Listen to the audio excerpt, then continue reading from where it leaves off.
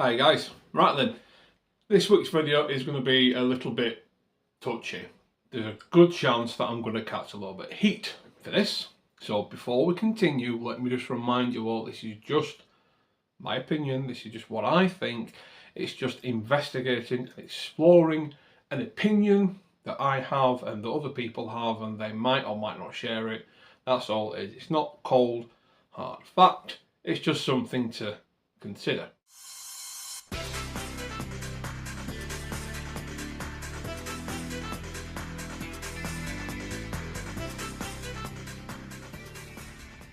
Now, the ongoing subject at the minute, prices and the hobby and everything else, and how it's expensive and how things are increasing in price and quality and everything else.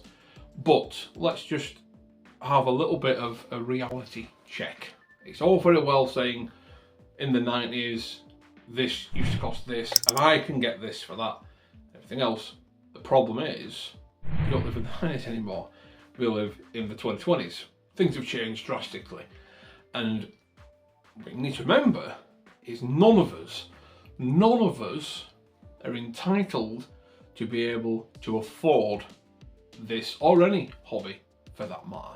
You used to enjoy it, you used to be able to afford it, but things have changed and progressed, and if you're now finding that you personally can't quite afford to swing for the newer models, that is not the fault of the manufacturers, that is not the fault of the retailers, it's your own fault. Why is it your own fault?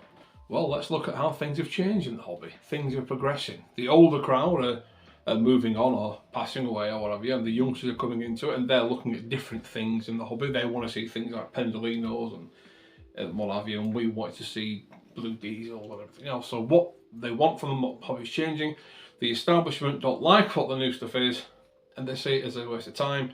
Or as the case may be, if a new scale comes around, say TT120, if you personally have got no interest in that particular scale, then you automatically see it as a waste of time. And you are more likely to look upon that scale and any news related to that scale negatively. It's not really a fair, balanced outlook. But moving away from scales and things, the ever increasing demand for beautiful finesse detail, and looking at things like roof fans which spin at different rates. I'm trying to do that spinny thing. I can't do it. I can do that. Sort of. Can you do that? I can do that, but that's beside the point. Underframe detail that you can't see unless you physically turn the model upside down. Interior detail on brake vans, which you can't even see unless you take the roof off. Pointless, but this is what people seemingly want, because guess what? The models are selling. Even at the retail prices or the fire sale prices or the markdown prices, the people are buying them. People are still buying the expensive models with what I think sometimes can be a little bit gimmicky in terms of features and what have you. People are still buying them, people are still paying the high asking prices. It's our own fault. If people keep going and paying the higher prices for things like that, then of course it's going to be more difficult to go out and afford the latest tooling. Personally, I think chasing the latest tooling just for the sake of chasing the latest tooling is a little bit of a folly. Just because a new tooling comes out doesn't automatically make the existing models and their toolings rubbish. You can get some really fantastic looking models now for not a lot of money at all. The older Bachmann Class 37 still to this day holds up as a fantastic model, and that is a fact. I saw one very recently and I couldn't tell from looking at it from a foot away if it was a Mercure scale one, if it was an older Bachmann one, or if it was a newer Bachmann one, or if it was a Vitrains one. Remember Vitrains? There we go. Yes, it was obvious it wasn't a Hornby one because it had lights on it, but even that I suppose you can have lights, can't you? There is a level options you can go for. Now, there is a trick. There's a little technique I've got, and I've cottoned onto this. Now, if you want something, but the price is out of your reach, it's too expensive, you think it's too pricey or whatever, but if you want it, there is a technique you can do. It's called saving up. Remember that? When people used to want something and they'd just save up for it until they had enough money to buy it. That is, of course, if you want to buy it. I mean, there are options available. Consider this. You want a high-powered, high-performance German automotive vehicle. You look at the price of the Audi and it's astronomical. Along comes Skoda with a vehicle which does all the same sort of things for a quarter less of the price. You buy the Skoda because you can't afford, or you don't want to save up for the Audi because it's more affordable and it does sort of the same sort of thing. You can apply that same logic to anything, even with clothing. You can't afford Armani, or you don't want to pay Armani prices or Louis Vuitton prices or Gucci or whatever, so you go and get your shopping like I do at Primark or Asda or Topman or Jacamo or something off the high street, something a bit more attainable. Does the same thing, it's still something to cover your man breasts up with. With that in mind, I rarely buy new these days, especially when it comes to locomotives and locos. I'm always looking for a second-hand deal. I'm looking for the slightly older tooling because it does what I want it to do. I started expanding into N-gauge recently and it made me realise something. Detail's not all it's cracked up to be, but performance and reliability is. Now when I'm sat here watching the trains do their thing in N-scale, I can't see inside the cabs. For love nor money, I cannot see the interior cab detail, so it might as well not be there, but it's there for those that want to look at it. And again, I've got used examples of rolling stock and I've got used examples of locomotives. If there's something I really do want and you can only get it brand new, then of course I'll save up for it. It's as simple as that. There's no complicated methodology behind it, guys. If you want a model and you want to be part of this hobby now, you have to accept it's expensive. You have to accept it. You're not going to be able to go out and buy 3 models a month anymore. You're going to have to save up and buy maybe 3 models a year. Maybe even that's too much. So maybe wind the pride in a little bit. Pull back on the entitlement a little bit and just think, well, hang on a minute. I don't need to go out and have the latest and greatest tooling when I can enjoy this one just fine. And I know there's a lot of people out there that already do that. Mike over at Budget Model Railways has some fantastic content on how you can save money. 3D printing's come a long way, so you can even save money that way now.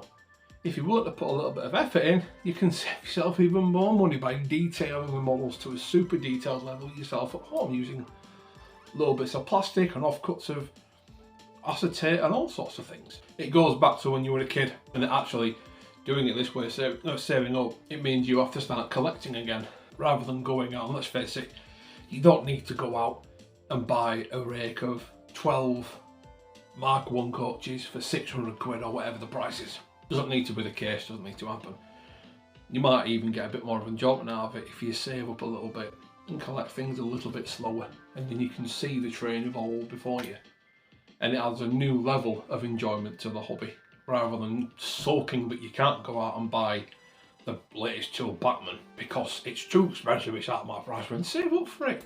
That's all you got to do, save up for it. Sell some of your old models to finance the new ones. That's what I do. I'm not sat here on a pile of cash. I operate very closely to a 1-in 1-out system, if I'm brutally honest with you. I've not got a loft full of locomotives from the 90s or boxes upon boxes upon boxes of locomotives I bought just to review and then they get sealed away forever. I live in the real world sort of thing, and I have to seriously consider if I get a new model or not, and if I do, can I truly afford it? If I can't, I'll save up for it, and if that's not an option, then I'm going to have to get rid of something else, which is what I've been doing. There's no real reason to be angry and upset that Batman have put their prices up again, or Hornby have put their prices up again, or Acura Scale, or Rapid, or whoever. It doesn't matter, it isn't really relevant. The point is, there are ways around it, and you can still enjoy the hobby.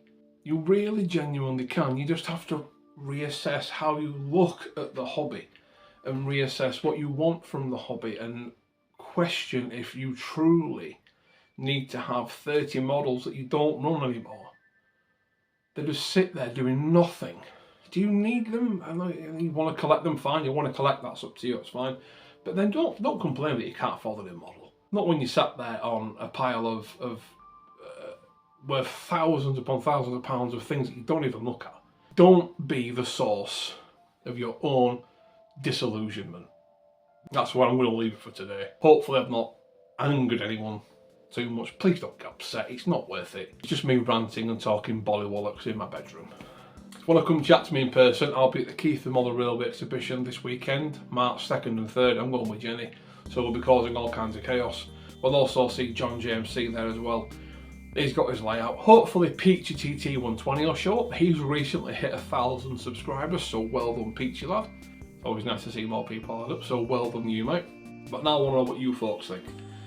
Do you think we are entitled to be able to afford a luxury hobby? When it comes to a car, you're not entitled to be able to go out and afford a Porsche or a Ferrari. Most people end up with a Hyundai or a Kia. Chasing prestige is often full of folly. So, a few updates. We've done a little bit on the scenic side, but not too much. I'll show you the embankment later on. But mostly I want to try and get the station put in place on the modern image side, if you will, or the present day side, which we have here. Now, I'm going to use the DCC Concepts modern image platform kit. I used one before on the 00 layout, which is up there, and I thought it worked really well. But the nice thing about the Engage version is it actually comes with all the accessories already in the box. So like your destination boards, your steps, everything else, they're already there in the kit. So you don't have to buy any extras, it's all there. So that's a victory for Engage, I think, guys. So what I'm going to do is I'm just going to put it together, live on camera, if you will. I'm going to set the camera recording and I'm going to speed up the footage. But you should be able to see the platform kit come to life before your eyes. So here is one I built last week. There we are. This is just a platform at the minute, obviously, because I've got to do all the scenery and things later on. But I'm going to whip together the other side, so it'll be a full-length platform, if you will. But to save time, I'm just going to cut all the bits out on the sprue, from the sprue, should I say, get them all lined up, and I can whip it all together. Super glue is okay, but you do need to adjust things as you're going. So we'll crack on.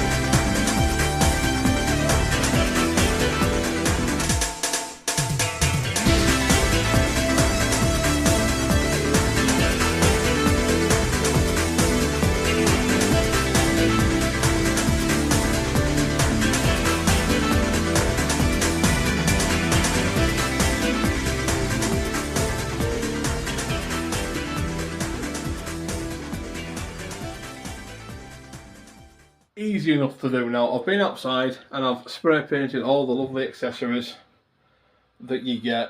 I've done some fence panels brown, some silver, and some half and half, access steps, and the destination boards and seats. So once they're all dry, I'm going to stick them to the platform, which is easy enough to do, pretty self-explanatory, and then that's it. So next week we'll look at doing that, and we'll look at building up the area around the platform so that it's all neat and level so people can actually access it. That's it for this week, folks. Thanks for watching, take care, and I'll see you soon.